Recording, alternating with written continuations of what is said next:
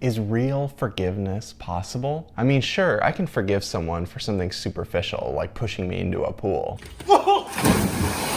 But what about something more significant, like a betrayal that leads to the destruction of friends, family, and life as you know it?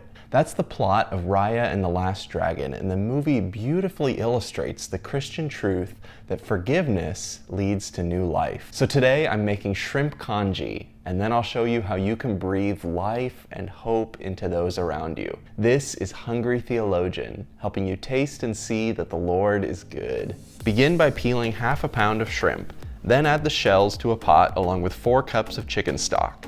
This is going to give even more shrimp flavor to our congee. By the way, this is more than just a half a pound of shells because I cooked some of the shrimp yesterday, but kept all the shells for this stock. Bring to a boil, then reduce heat to low and simmer for 30 to 45 minutes.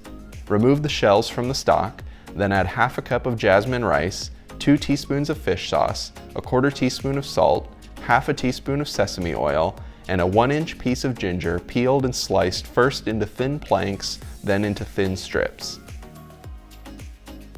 Optionally, add 2 chopped anchovies for even more umami. Cover loosely with a lid so that some steam can still escape, and simmer for 40 to 45 minutes, stirring every 15 minutes or so until you get a thick soup. Stir in the shrimp and cover to cook. The shrimp should only take about 5 minutes or so to cook. You'll be able to tell when they become the bright pink color of cooked shrimp. Garnish with sliced green onion, and if you want to make it like Boone, don't forget the hot sauce. In a flashback at the beginning of the movie, we find out that Raya was betrayed by Namaari, someone she trusted. And that betrayal resulted in basically Raya's entire life falling apart. Later, Namaari escalates a situation that ends up resulting in the death of the dragon Sisu, humanity's last hope against the evil that's plaguing them. Raya has good reasons to be enraged with Namaari after all the pain she's caused. And yet, the climax of the movie hinges on Raya forgiving Namaari and trusting her to do the right thing. Raya's actions are completely illogical. There's no good reason for her to trust Namaari. But Raya's forgiveness is contagious, and the others start to forgive Namaari too, sacrificing their lives in the process. Eventually, even Namaari sacrifices herself to do the right thing. So we see this act of forgiveness ripple outwards, and the ultimate effect is resurrection, new life, and the defeat of evil. Raya and the Last Dragon is a beautiful illustration of the way that forgiveness brings forth new life.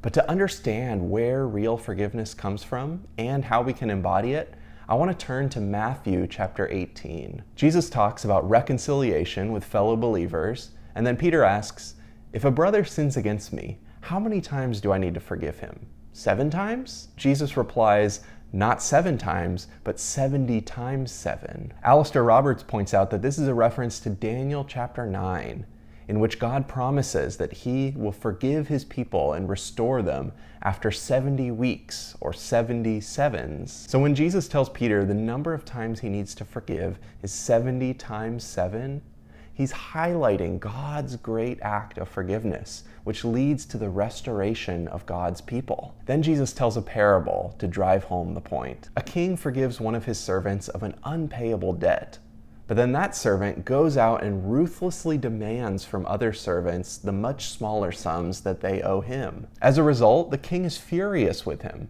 After being forgiven so much, he should have responded by forgiving others. And that's the point that Jesus is trying to make to Peter and to us. After being forgiven our unpayable debt, we should in turn extend that same forgiveness to others. We're invited to partner with God in extending God's forgiveness and new life into the world, just like how Raya's act of forgiveness ripples outward. When we forgive others, we become a conduit of God's grace to them. So sure, I can find it in myself to forgive someone for something relatively insignificant. But real forgiveness is only made possible by a source outside of myself. The death and resurrection of Christ, the forgiveness of my unpayable debt, makes it possible for me to extend God's grace to others and breathe new life into the world. So I think Raya and the Last Dragon is a great illustration of a Christian truth. It shows how a world without forgiveness leads to death, but real forgiveness brings forth new life. And if you want to understand how forgiveness and food are connected, then you need to check out this video where I show you how Jesus used food to illustrate his grace and forgiveness.